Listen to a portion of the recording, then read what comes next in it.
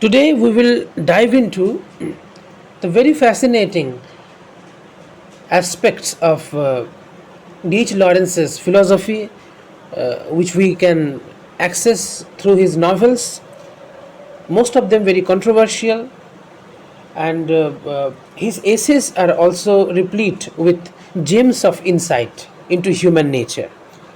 His concept, blood consciousness, is well known and is studied thoroughly in literature through his poetry and his works like Pornography and Obscenity. Immensely valuable work that we are going to delve into today.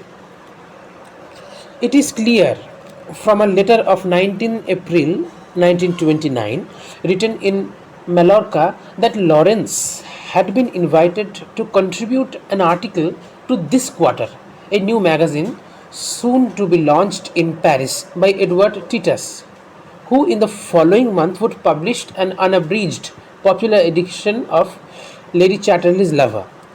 The Lawrences had arrived in Mallorca only on 17 April, having left Paris on the 7th. Lawrence himself was exhausted from his 4 week stay in Paris. He had been negotiating with Titus over Lady Chatterley's Lover, with the Crosbys over their edition of The Escaped Cock, with Albert Bonney about his American publications, and in addition, satisfying the diverse social demands placed on a celebrated writer in the French capital. From Paris, he and Frieda made their way to Mallorca via Orleans, Lyons, Carcassonne, Perignan, and Barcelona. So, writing to Titus on 19 April, Lawrence could reasonably plead that he was too unsettled for the moment, but would not forget Titus's invitation. Nor did he. 10 days later, he sent the manuscript of Pornography and Obscenity to Nanny Parn for typing. He also agreed to Titus's request that the article was not to be offered for publication by anybody else, either in England or America.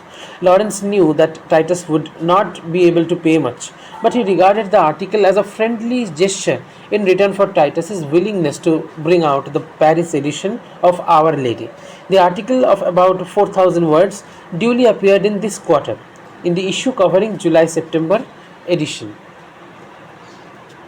Titus had not been slow to recognize Lawrence's notoriety following police action over Lady Chatterley's Lover and Pansy's typescripts in January 1929, and the consequent parliamentary debate on 28 February about the censorship of documents regarded by official dome as obscene. When to these events were added the police raid on the Warren Gallery and the confiscation of some Lawrence paintings in July, he became, from a publisher's viewpoint, irresistible as a person to give vent to his feeling on censorship. Faber and Faber seized the opportunity in late August or early September. They invited Lawrence to write on the subject for their Criterion Miscellany. Unknown to him, they also invited the Home Secretary responsible for the police actions in January, Johnson Hicks, now Viscount Brentford, to write on the same topic.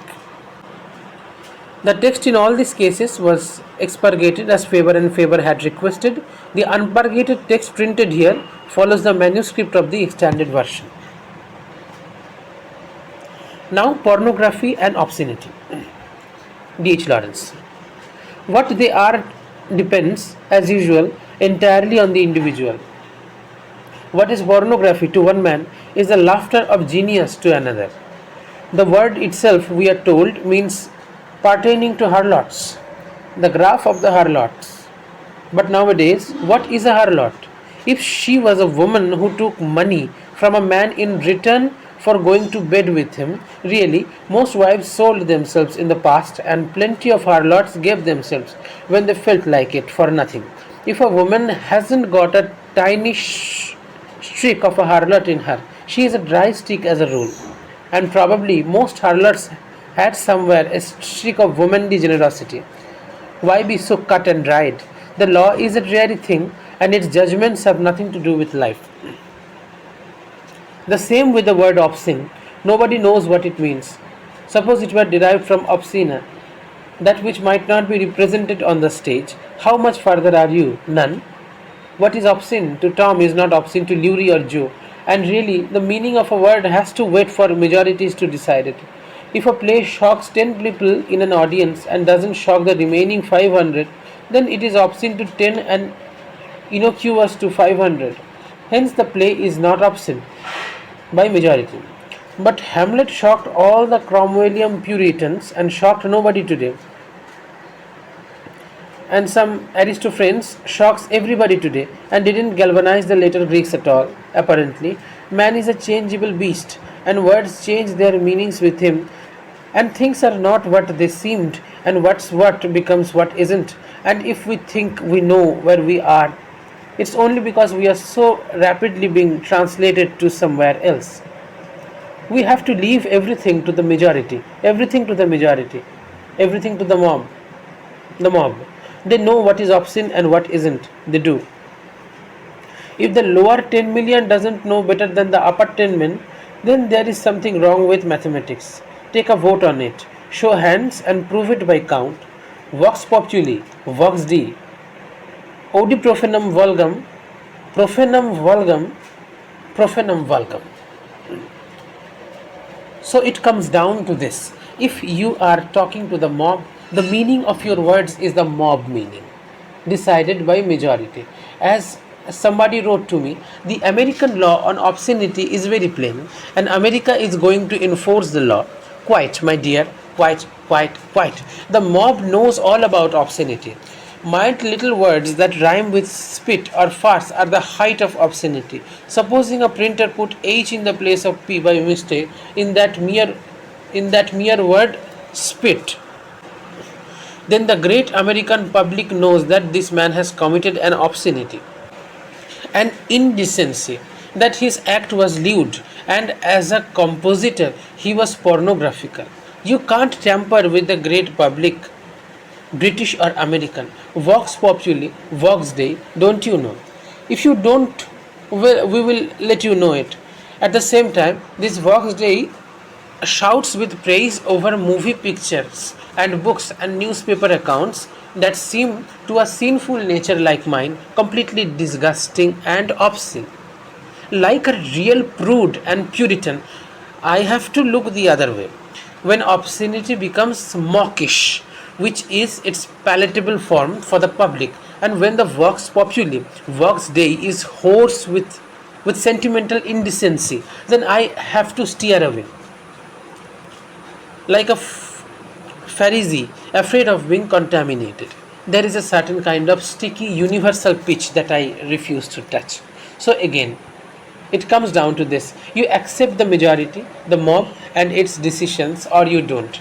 You bow down before the vox populi, vox dei, or you plug your ears not to hear its obscene howl. You perform your antics to please the vast public, Deus ex machina, or you refuse to perform for the public at all, unless now and then to pull its elephantine and ignominious leg. When it comes to the meaning of anything, even the simplest word, then you must pause, because there are two great categories of meaning, forever separate. There is a mob meaning and there is individual meaning. Take even the word bread. The mob meaning is merely stuff made with white flour into loaves that you eat. But take the individual meaning of the word bread. The white, the brown, the corn pone, the homemade, the smell of bread just out of the oven, the crust, the crumb, the unleavened bread, the shoe bread, the stuff of life, sourdough bread, cottage loaves, French bread, Viennese bread, black bread, a yesterday's loaf, rye, graham, barley, rolls, breadsline, crinslin, scones, damper, matson. There is no end to it all. And the word bread will take you to the ends of time and space and far off down avenues of memory. But this is individual. The word bread will take the individual off on his own journey, and its meaning will be his own meaning based on his genuine imaginative reaction. And when a word comes to us in its individual character and starts in us the individual responses, it is a great pleasure to us. The American advertisers have discovered this, and some of the cunningest American literature is to be found in advertisements of soap suds, for example. These advertisements are almost prose poems. They give the word soap suds a bubbly, shiny individual meaning which is very skillfully poetic. Would perhaps be quite poetic to the mind which could forget that the poetry was bait on a hook. Business is discovering the individual, dynamic meaning of words, and poetry is losing it.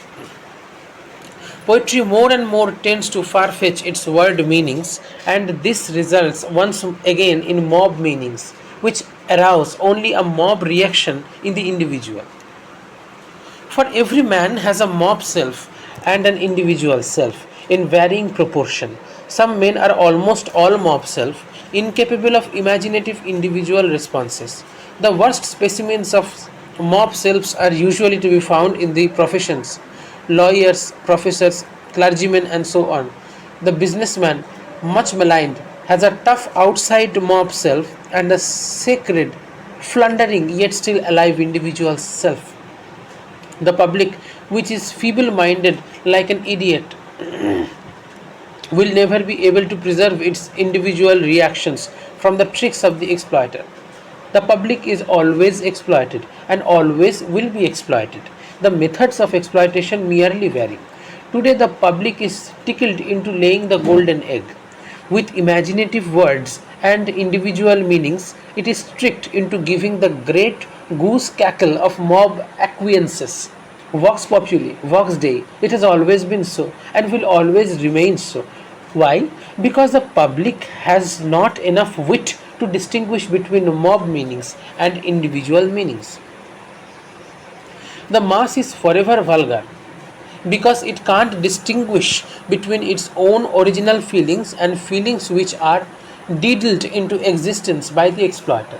The public is always profane because it is controlled from the outside by the trickster and never from the inside by its own sincerity.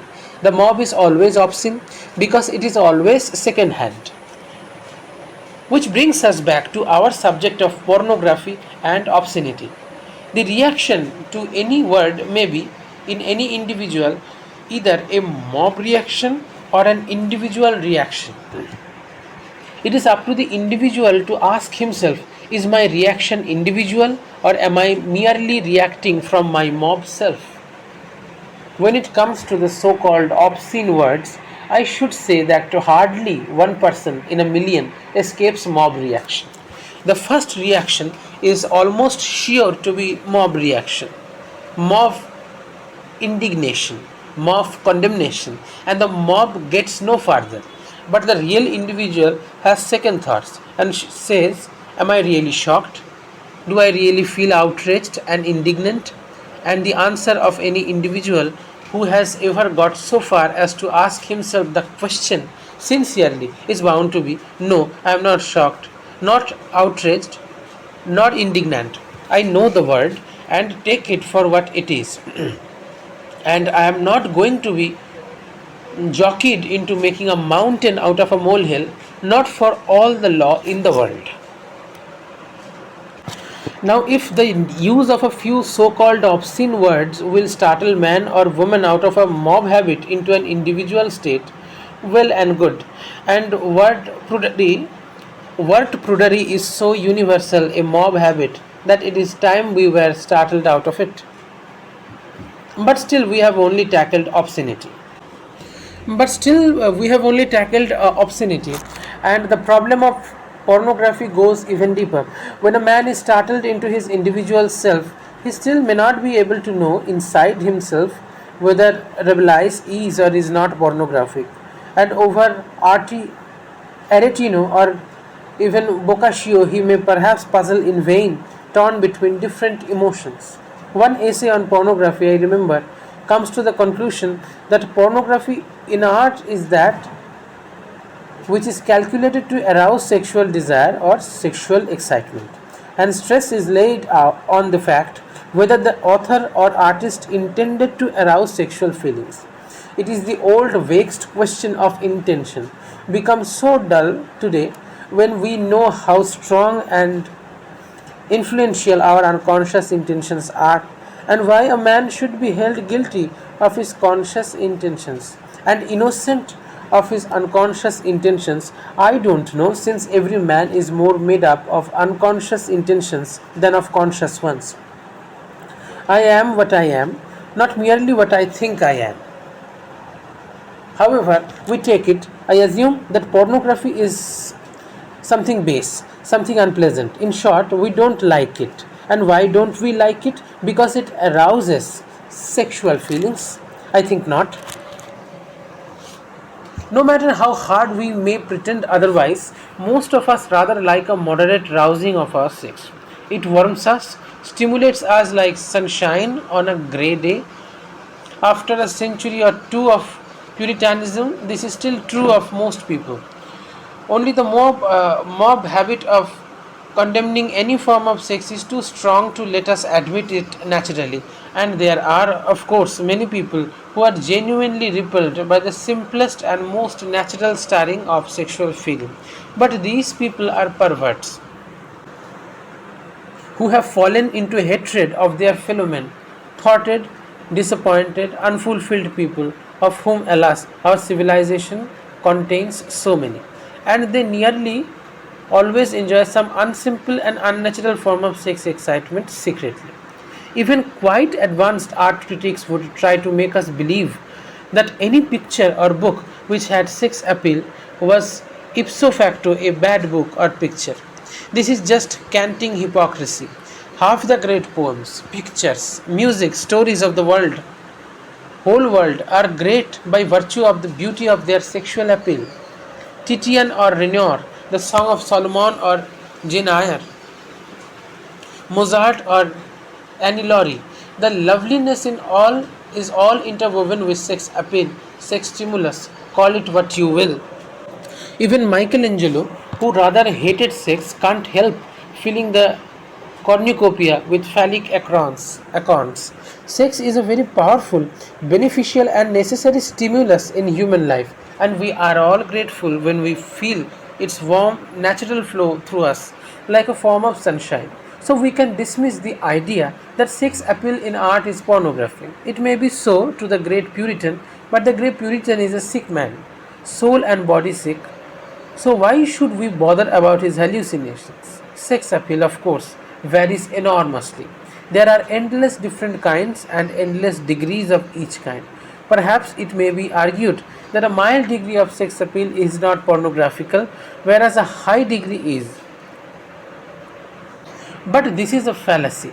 Boccaccio at his hottest seems to me less pornographical than Pamela or Clarissa Harlow or even Jane Eyre or a host of modern books or films which passed uncensored.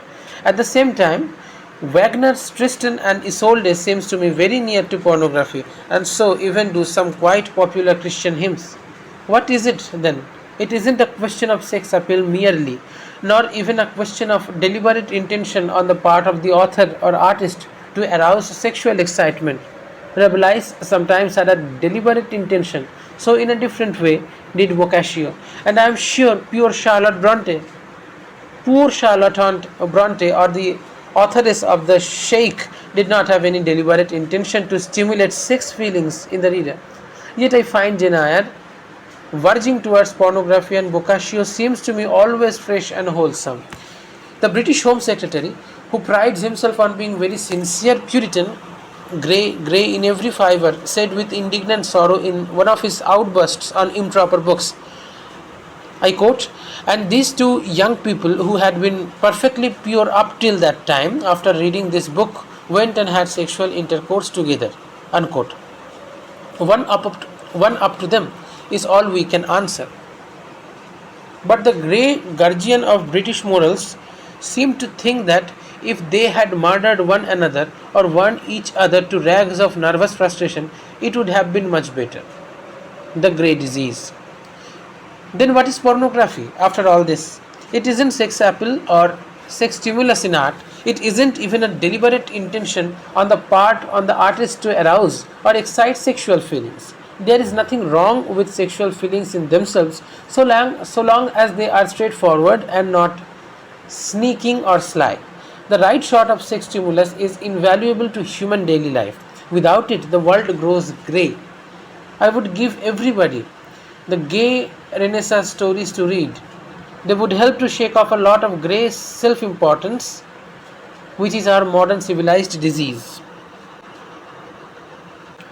But even I would censure genuine pornography rigorously. It would not be very difficult. In the first place, genuine pornography is almost always underworld. It doesn't come into the open. In the second, you can recognize it by the insult it offers, invariably to sex and to the human spirit. Pornography is the attempt to insult sex, to do dirt on it. This is unpardonable. Take the very lowest instances, the picture postcards sold underhand by the underworld in most cities. What I have seen of them have been of an ugliness to make you cry. The insult to the human body, the insult to a vital human relationship, ugly and cheap. They make the human nudity ugly and degraded. They make the sexual act trivial and cheap and nasty. It is the same with the books they sell in the underworld. They are either so ugly they make you ill, or so fatuous you can't imagine anybody but a cretin or a moron reading them or writing them. It is the same with the dirty limericks that people tell after dinner, or the dirty stories one hears commercial travelers telling each other in a smoke room. Occasionally, there is a really funny one that redeems a great deal, but usually they are just ugly and repellent, and the so called humor is just a trick of doing dirt on sex. Now, the human nudity of a great many modern people is just ugly and degraded, and the sexual act between modern people is too often the same, merely ugly and degrading. But this is nothing to be proud of. It is our catastrophe of our civilization. I am sure no other civilization, not even the Roman, have showed such a vast proportion of ignominious and degraded nudity and ugly, squalid, dirty sex. Because no other civilization has driven sex into the underworld and nudity to the WC. The intelligent young, thank heaven, seem determined to alter in these two respects. They are rescuing their young nudity from the stuffy pornographical hole and corner underworld of their elders, and they refuse to be sneaking about the sexual relation. This is a change the elderly grey ones, of course, deplore. But it is in fact a very great change for the better, a real revolution. But it is amazing how strong is the will in ordinary vulgar people to do dirt on sex. It was one of my fond illusions when I was young that the ordinary healthy seeming sort of men in railway carriages or the smoke room of an hotel or a pullman were healthy in their feelings and had a wholesome, rough, devil may care attitude to sex. All wrong. All wrong. Experience teaches that common individuals of this sort have a disgusting attitude to sex, a disgusting contempt of it, a disgusting desire to insult it. If such fellows have intercourse with a woman, they triumphantly feel that they have done her dirt, and now she is lower, cheaper, more contemptible than she was before. It is individuals of this sort that tells dirty stories, carry indecent picture postcards, and know the indecent books. This is the great pornographical class. The really common men in the street and women in the street, they have as great a hate and contempt of sex as the greyest Puritan, and when an appeal is made to them, they are always on the side of the angels. They insist that a film heroine shall be a neuter, a sexless thing of washed out purity. They insist that real sex feeling shall only be shown by the villain or villainess, low lust. They find a Titian nude or a Renoir really indecent, and they don't want their wives and daughters to see it. Why? Because they have the grey disease of sex hatred coupled with the yellow disease of dirt lust. The sex functions and the excrementary functions in the human body work so close together, yet they are, so to speak, utterly different in directions. Sex is a creative flow, the excrementary flow is towards dissolution, decreation, if we may use such a word. In the really healthy human being, the discretion between the two is instant. Our profoundest instincts are perhaps our instincts of opposition between the two flows. But in the degraded human being, the deep instincts have gone dead, and then the two flows become identical. This is the secret of really vulgar people and of pornography. The sex flow and the excrement flow is the same thing to them. It happens when the psyche deteriorates and the profound controlling instincts collapse. Then sex is dirt and dirt is sex, and sexual excitement becomes a playing with dirt, and any sign of sex in a woman becomes a show of her dirt. This is the condition of the common, vulgar human being whose name is Legion, and who lifts his voice, and it is the vox populi, vox dei, and this is the source of all pornography. And for this reason, we must admit that Jane Eyre or Wagner's Tristan are much nearer to pornography than is Boccaccio. Wagner and Charlotte Bronte were both in the state where the strongest instincts have collapsed, and sex has become something slightly obscene to be wallowed in, but despised. Mr. Rochester's sex passion is not respectable till Mr. Rochester is burnt, blinded, disfigured, and reduced to helpless dependence. Then, thoroughly humbled and humiliated, it may be merely admitted. All the previous titillations are slightly indecent, as in Pamela or Mill on the Floss or Anna Karenine. As soon as there is sex excitement with a desire to spite the sexual feeling, to humiliate it and degrade it, the element of pornography enters. I finish the part 1 of our discussion here. We will discuss further more fascinating and interesting parts as part 2 of our next video. Till that time, stay tuned. Thank you.